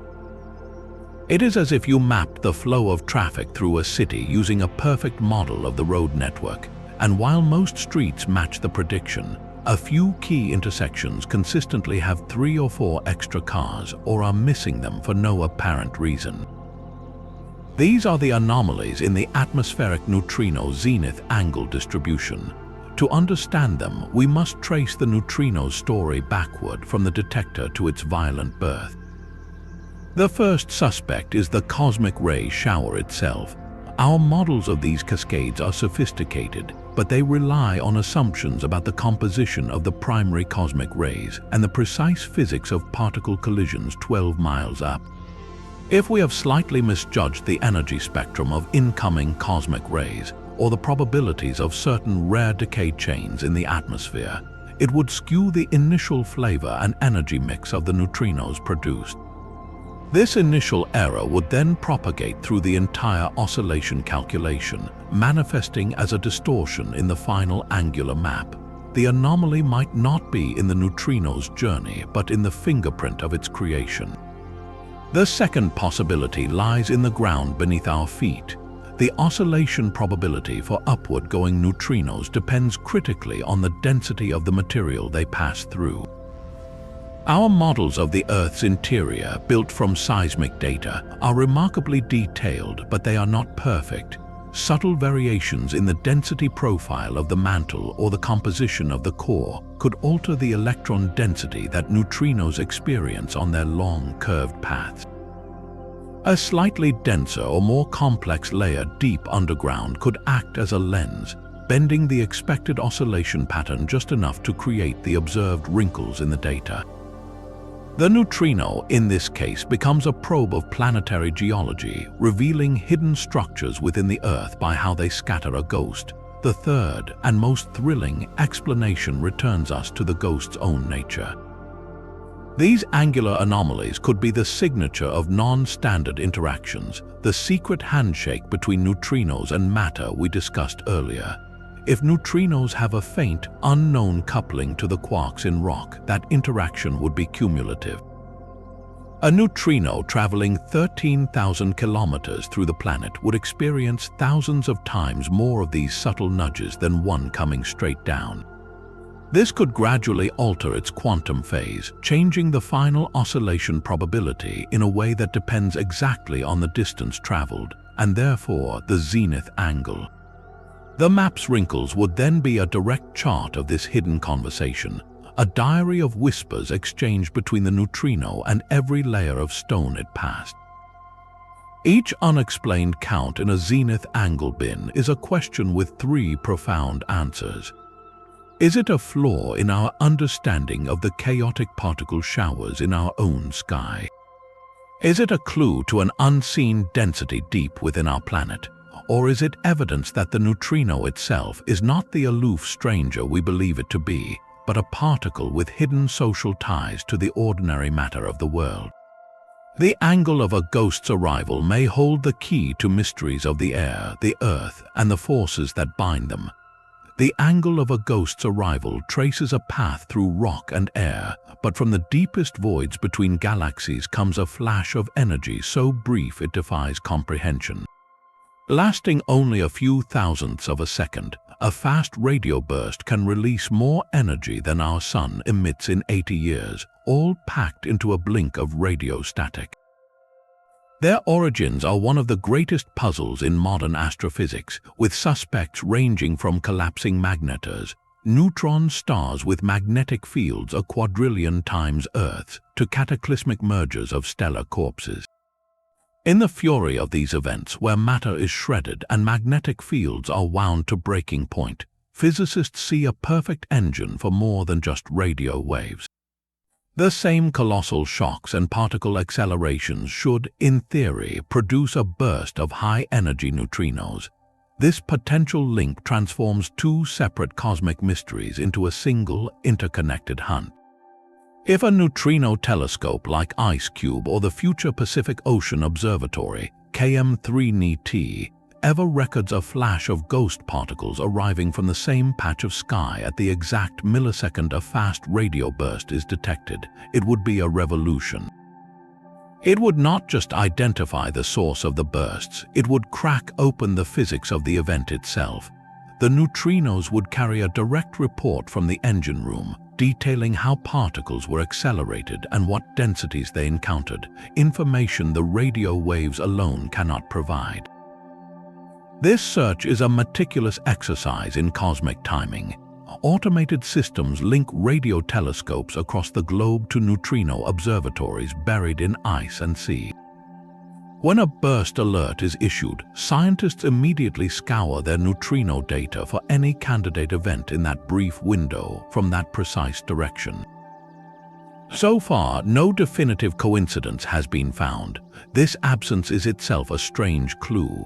It suggests that perhaps the most popular models for fast radio bursts, those involving magnetar flares, might need revision if they are not producing the expected neutrino yield. Or perhaps the neutrinos are being created, but at energies our current detectors are not optimized to catch. The ongoing search reframes our understanding of cosmic violence. It asks whether the universe's most brilliant radio flashes are also its quietest neutrino whispers, and whether solving one riddle will require listening for the ghost that travels alongside the signal we can already hear. Fast radio bursts scream across the cosmos, but the silence that follows them may hold an even deeper secret. That silence is the dark sector, a hypothetical realm of particles that make up dark matter but feel none of the forces we know except gravity. They are utterly invisible to light, to magnetism, to the nuclear forces. They are the true ghosts in the machine of the universe, yet a growing chorus of theorists proposes a radical idea. What if our familiar neutrinos are not just fellow travelers in the dark, but are actually whispering to it? This is the concept of the neutrino portal. Imagine a vast dark castle representing the dark sector, separated from our world by an impassable moat. There is no drawbridge for light or matter, but there is a single, tiny, hidden postern gate, a door so small and specific that only one type of entity can pass through it, the neutrino. In these models, the neutrino becomes that gatekeeper. It is the only known particle with the right, faint quantum credentials to interact with both our world and the hidden dark sector. Through new, incredibly feeble forces, a neutrino could occasionally transform into a sterile neutrino or another dark sector particle, or even emit a dark sector force carrier, a particle dubbed the dark photon. This fleeting interaction would be a message passed through the portal. The profound implication is that every unexplained neutrino anomaly we have discussed could be a footprint left by this secret traffic. The anomalous magnetic moment of the muon, that slight extra wobble, it could be caused by virtual dark sector particles flickering around it, summoned by the neutrino's portal. The gallium and reactor anomalies with their missing particles, perhaps they are not just oscillating into sterile states, but are momentarily stepping through the portal, visiting the dark castle before returning, having lost a bit of their detectable essence. Even the small-scale structure of the universe, how galaxies cluster, might be influenced if neutrinos and dark matter are in a constant, subtle dialogue mediated by this portal. This reframes the neutrino entirely. It is no longer just a puzzle to be solved or a messenger from stars. It becomes our only potential interpreter, our diplomatic envoy to the 85% of the universe's matter that has refused to speak to us. Every lab experiment studying neutrinos is unknowingly conducting diplomacy with the dark. When we fire a neutrino beam or watch for solar neutrinos, we are not just probing the particle itself, we are sending out a signal into the dark sector and listening with immense patience for the faintest echo of a reply. The anomalies are those echoes, garbled and strange, hinting at laws of physics that govern a shadow universe interwoven with our own.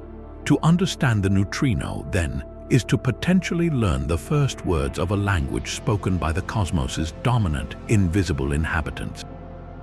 The neutrino's whisper to the dark sector is a dialogue at the very edge of physics. But what if that whisper could be heard by the most complex systems of all, the living ones?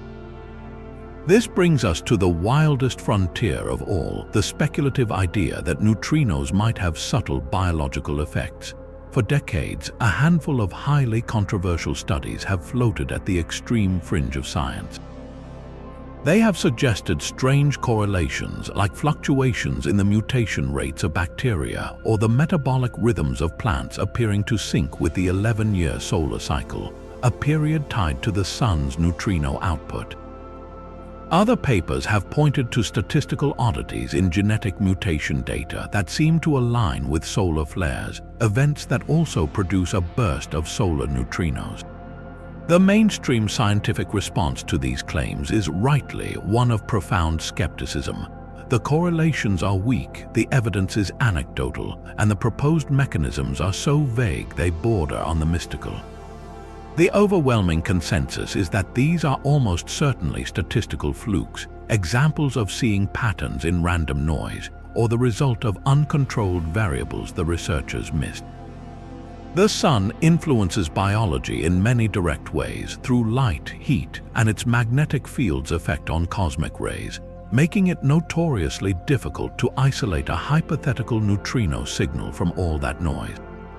To suggest neutrinos are directly tweaking DNA or cellular clocks is, with our current knowledge, not just a long shot, it is a shot in the dark. Yet, from a purely futurist perspective, the question itself is a fascinating thought experiment. It forces us to blur the line between particle physics and the foundations of life. We know biology is at its core a quantum mechanical phenomenon. The chemistry of life relies on electron transfers, enzyme catalysis depends on precise molecular vibrations, and some theories even suggest quantum processes may play a role in photosynthesis or bird navigation. These are delicate, coherent quantum systems operating in the warm, wet environment of a cell. Now, if neutrinos do interact through new, ultra-weak forces, as some anomalies hint, could those forces, in principle, influence such systems? Imagine a neutrino not as a bullet that smashes a nucleus, but as the gentlest of breezes passing through a house of cards. If one card in that house is already poised on a quantum knife edge, a nudge from a new force delivered by a passing neutrino could theoretically tip it. In this speculative scenario, a neutrino might not cause a mutation by breaking a DNA strand, but by subtly altering the quantum probability of an electron transfer during replication, making one base pair slightly more likely to be miscopied than another. The effect would be unimaginably rare, perhaps one meaningful interaction in a quadrillion, but over geological time and across trillions of organisms, such a rare event could, in theory, leave a statistical trace. This is not a theory, it is a philosophical provocation. It asks us to consider life not as separate from the cosmos, but as an integrated part of its most subtle particle fluxes. It reframes the neutrino from a cosmic ghost into a potential, if infinitesimally weak, participant in the story of life's evolution and complexity. While the current evidence is nowhere near convincing, the mere possibility expands the horizon of what these particles might mean. It suggests that to fully understand the tapestry of life, we may one day need to account for the silent rain of ghosts that has been falling through every cell of every creature for all of Earth's history. A single flash in the Antarctic ice confirmed a prophecy 6 decades in the making. In December 2016, the Ice Cube Observatory recorded a light pattern of staggering violence. The data told a story of an anti-electron neutrino, the antimatter twin of an electron neutrino, arriving from deep space with an almost unimaginable energy of 6.3 peta-electron volts. That is millions of times more powerful than anything produced in the Large Hadron Collider. This cosmic bullet did not simply bump into an atomic nucleus. Instead, in a 1 in a trillion encounter, it struck an electron that was, for all intents and purposes, standing still. The collision was so violent, so perfectly matched in energy, that it achieved something called the glacial resonance. In that instant, the anti-electron neutrino and the electron annihilated each other, their combined energy briefly conjuring a W- boson, one of the heavy carriers of the weak nuclear force. This particle, heavier than an entire iron atom, existed for less than a trillionth of a second before decaying in a spectacular shower of secondary particles, lighting up the ice with a cascade of blue Cherenkov light. The strangeness of this event lies in its perfect, improbable rarity. Physicist Sheldon Glashow predicted this specific resonance in 1959, long before the neutrino itself was even directly detected. He theorized that if you could ever find an anti-electron neutrino with exactly the right colossal energy, it would perform this specific resonant dance with an electron. For 60 years, it was a beautiful piece of theoretical mathematics, a ghost of a possibility. No human-made accelerator could ever produce a neutrino beam with that much energy, and the chances of a cosmic one hitting an electron just right were considered astronomically small. Ice Cube's entire cubic kilometer of ice had to wait for years to catch this one singular event. Think of it like a cosmic tuning fork. The universe has countless tuning forks of all sizes, vibrating and sending out notes. For 6 decades, we knew the precise frequency, the exact note that one specific fork should ring at. We just never heard it. Then, one day, from a direction we cannot even pinpoint because the resonance scrambles the path, that pure, predicted note rang out in the darkness. This makes it a strange event of glorious confirmation. It is not an anomaly that breaks our models, but one that exquisitely validates them at energies we can never hope to recreate. It proves that our understanding of the fundamental forces woven together in the Standard Model holds true even in the most extreme particle collisions in the cosmos. More than a trophy, this single flash serves as a vital calibration point for astrophysical models. Detecting it tells us that the universe is indeed making antimatter neutrinos at these insane energies, and that our detectors are sensitive enough to catch their most distinctive signatures. It helps physicists constrain the mechanisms inside cosmic accelerators like blazars, telling them what kind of particle soups are being cooked up in those jets. The glacial resonance event is a message in a bottle tossed from a storm we cannot see, and it arrived with the exact seal we predicted. It is a reminder that sometimes the universe's strangest events are not puzzles, but perfect, long-awaited confirmations that we are learning to listen correctly. Buried within the frozen quiet, a new era is taking shape. Plans are underway for Ice Cube Gen 2, an observatory 10 times larger than its predecessor, and KM3 NET, a network of sensors suspended in the deep Mediterranean Sea.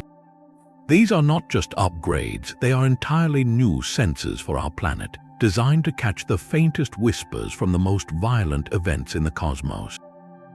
Among the signals they hope to capture is one of the strangest imaginable, a neutrino echo. Picture the final moments before 2 supermassive black holes, each billions of times the mass of our Sun, finally spiral together and merge. The collision is the most energetic event since the Big Bang, warping the fabric of space-time itself and sending gravitational waves rippling across the universe. In the maelstrom of the merging accretion disks, protons should be accelerated to unbelievable energies, colliding to produce a brilliant, short-lived flash of high-energy neutrinos. Our next-generation detectors would see this as a sudden burst of ghost particles from a single point in the sky. But then, days, weeks, or even months later, a second, fainter burst arrives from the exact same coordinate. This would be the echo. One leading theory for such a phenomenon involves cosmic lensing on a monumental scale. The immense gravity of the merging black hole binary or of a massive galaxy cluster along the line of sight could bend the paths of some of the neutrinos. Just as a glass lens can bend light, warped spacetime can bend the trajectories of particles. Some neutrinos from the initial burst might take a longer, curved path around the gravitational well, arriving at Earth significantly later than their siblings that traveled a more direct route. We would see the main event and then a delayed, fainter replay written in ghosts. Another possibility is an echo from the wreckage itself. The merger would violently stir the hot gas in the accretion disks. A neutrino produced in the initial chaos might not escape immediately. It could be scattered or absorbed and re-emitted by the turbulent plasma, trapped in the energetic fog for a time before finally breaking free.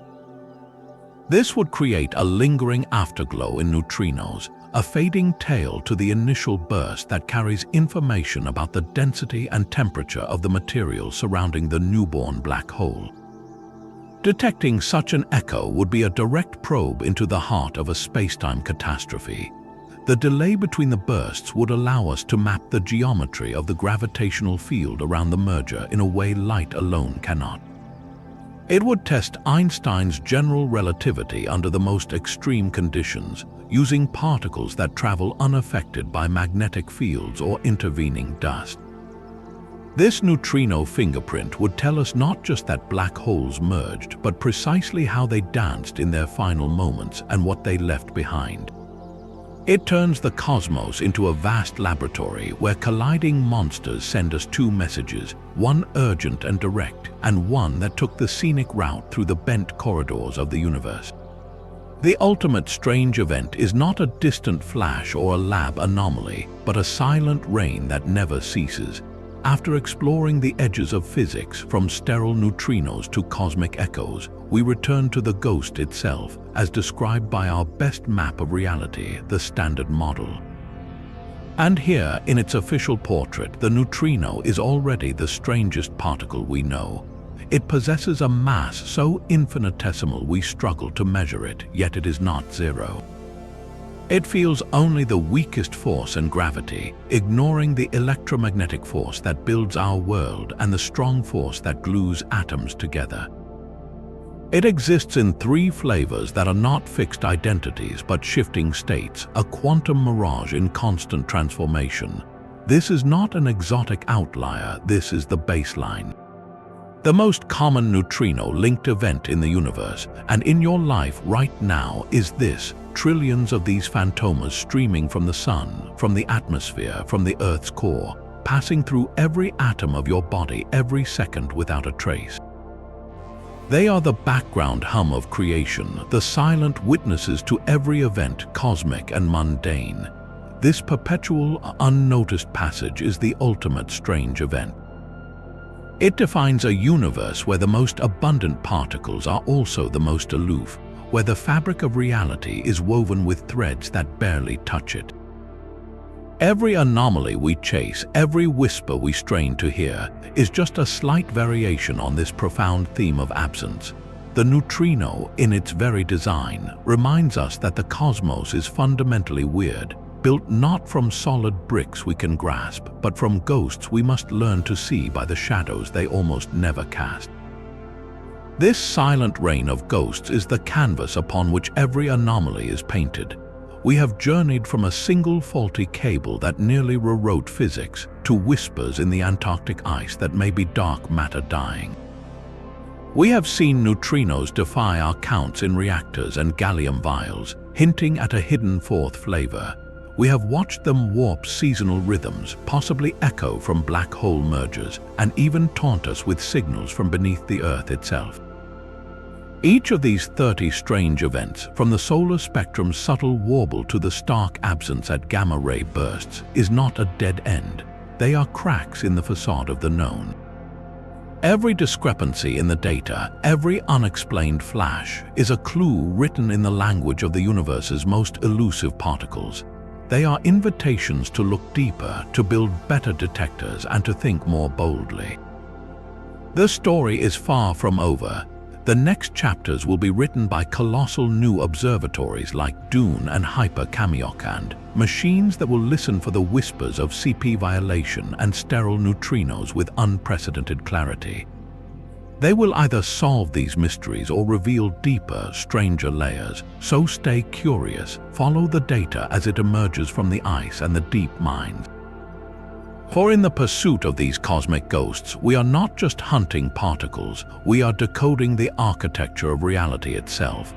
The day we fully understand the neutrino may be the day we learn to speak with the dark universe, harness the planet's hidden energies, and finally see the invisible threads that weave together everything that is and everything that could be.